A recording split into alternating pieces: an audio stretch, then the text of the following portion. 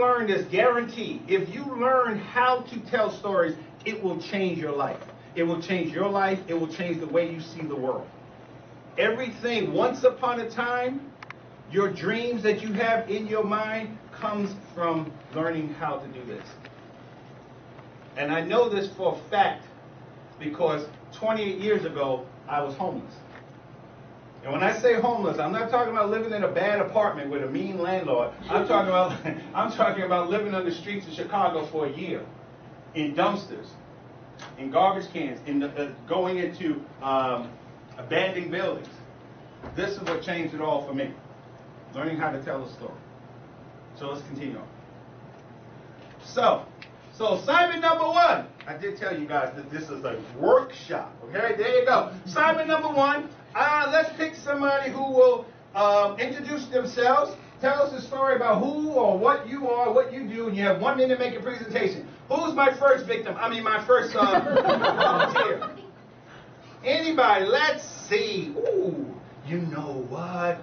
No, I'm going to save you for later, but I got you excited right here. Right? Next one. I'm going to let you warm up a little. All right, so let's go. You, my dear. Here we go. Yes, go ahead and stand up.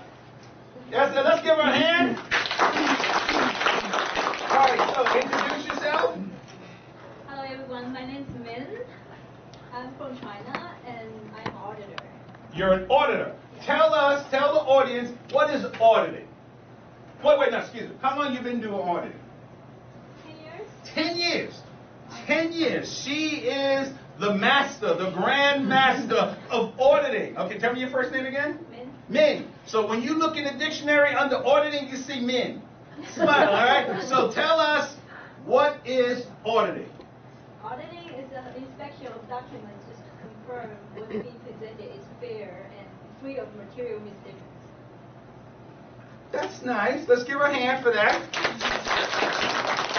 But does that really move you? If you wanted to become an auditor, did she say something to you that just made you feel like, this your mom? Did she say something that said, Mom, you know what I want to be? I want to be an auditor. So, no, right? Did she say, okay, so he's waiting for direction. What's your name? Nathan. Nathan is sitting here. It's Sunday. He's waiting for a message from God through you about auditing, right? You've always wanted to be an auditor. He just didn't know about it. So, inspire Nathan. Come up here. This is, you're going to change this young man's life. So tell him about auditing. Go. Auditors, through inspection of documents, verifying things that you're looking at is accurate and free of material statements. In doing so, you are helping the investors making the right choices and selections when they are investing in different companies. Okay. Now, did she say anything different than she said the first time? A little. Okay, a little. Well, let's give her a hand. All right. Thank you very much. Let's get somebody else. You, sir. Yes, sir. Come on down. Oh, he thought that because he came in late that he wouldn't be included. No! Come on down. What's your name, sir? My name is Anjay. Anjay. Yes. So, Anjay, tell us, what do you do? I am a computer consultant. Ooh! IT. IT. Okay? Master of the universe. And you, right here, what's your name? Hillary. Hillary has always wanted to know about IT, right? She does it. She's like, Mommy, what? I want to talk to somebody who's like Yoda of IT. Hillary, this is Yoda, right? So go ahead and tell young apprentice Hillary about IT, what you do, why you do IT. How long have you been doing it? 25, 30 years. You're not 20 before your mother even thought about having you. He was already out there. Okay? So, he's seen all the changes before Apple, before anything. He was here in the beginning.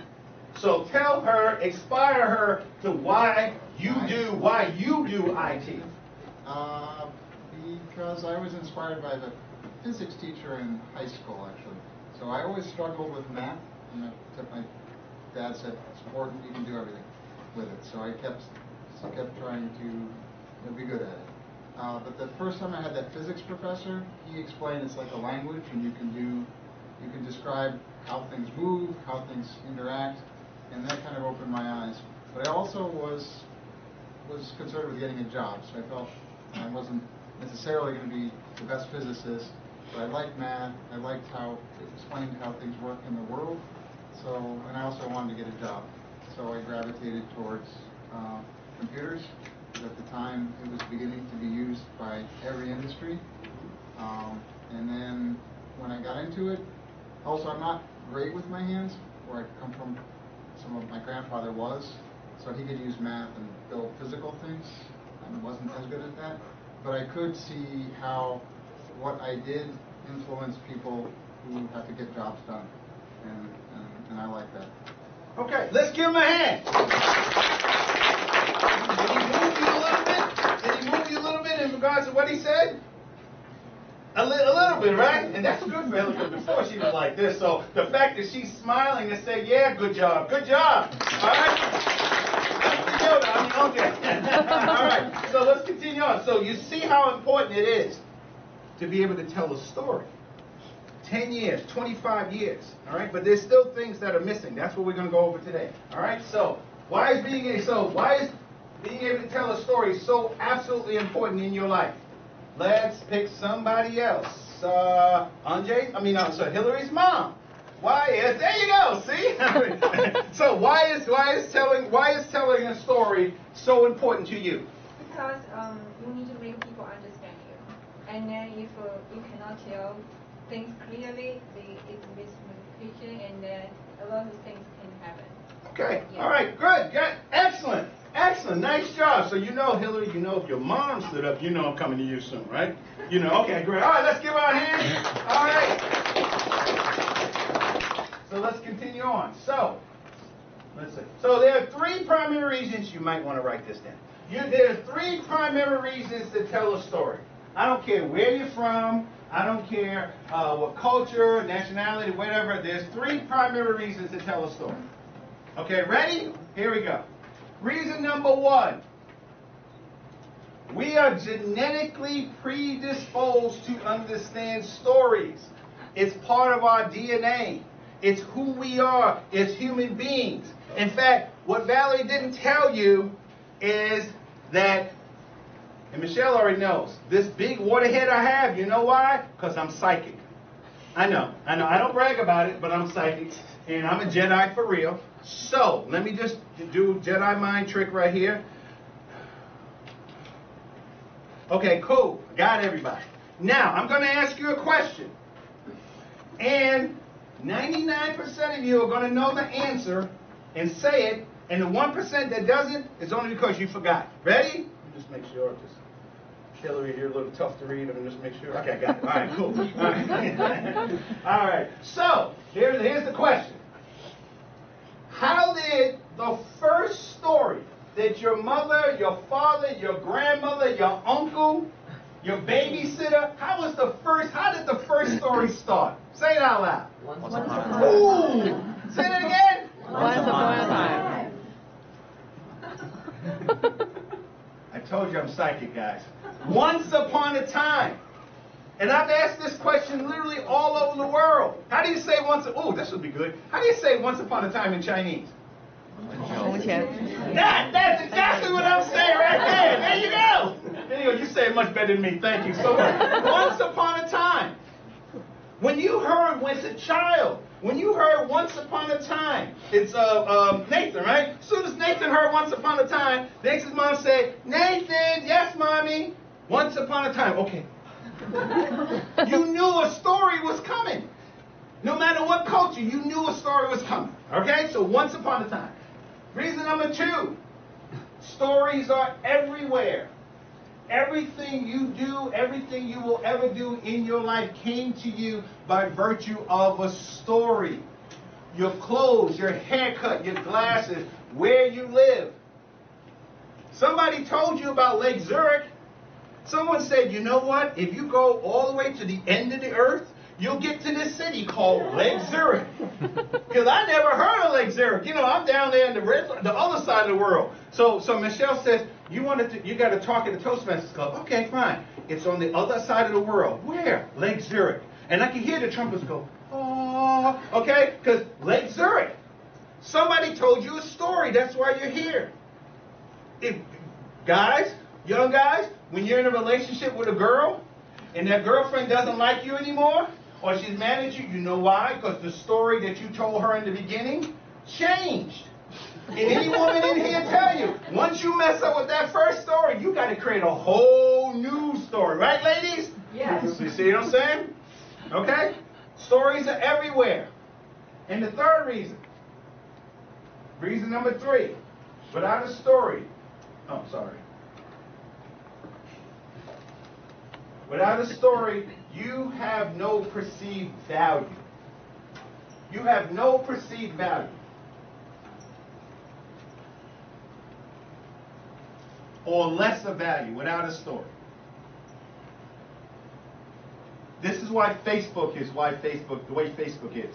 Facebook, Twitter, because everybody's trying to tell a story. Has everybody heard the old saying that everyone has a story? Have you heard that before? Raise your hand if you've heard that before. Now, the other part of the saying that you don't hear is everyone has a story, but everybody doesn't know how to tell a story. That's what will separate you from everybody else. Extremely, and then there's cultures, like in France, like in a lot of Asian cultures, that telling your story is hard. It's difficult. I work in Europe, I work in France all the time. When you ask French people, what do they, I'm talking about somebody who could be the guy who invented Google. And you ask a French person, what do you do? I work. What kind of work do you do? I do IT. And maybe after talking to him for an hour, he might tell you that he's the guy, or you figure out he's the guy that invented Google. And he never told you. And I'm like, what? Happened for me for real. I was on the TGV, which is the train in France that travels 200 miles an hour. I was on a very nice man named Francois. Francois, right? Francois, he was like Angers, right? Angers. He was like Angers, very distinguished and everything else. So I get on the train, and we're talking, and I found out that he was an engineer. And I said, what kind of engineer? He says, oh, I do mechanical engineering, I do a lot of IT. Turns out, as we were talking, he says something that made me feel that he knows this train, the train that we're on. And he was like, yeah, well, this train, the design is so and so and so. I'm just like, wait a minute, what company do you work for? He says, Sanfran. And Sanfran is the company that runs, and he says, yeah, this is my train. I said, what do you mean is your train? He says, I designed this train. You mean this train that we're on right now? He said, well, of course. And I have been talking to him for 45 minutes, yeah. Does anybody have a problem telling their own story? Raise your hand if you have a problem telling your own story. Yeah. A lot of people do. So here we go. Value. This is a very important word. Value. If you can't tell your story, what are you saying? I want a job. I want a job in the IT. Hi, what's your name? BarryMixon. Why do you want a job? I need to work. I got bills. Why do you like computers? I don't know. I just like the buttons and stuff. Does that tell you why I want to do computers? Right? 10 years.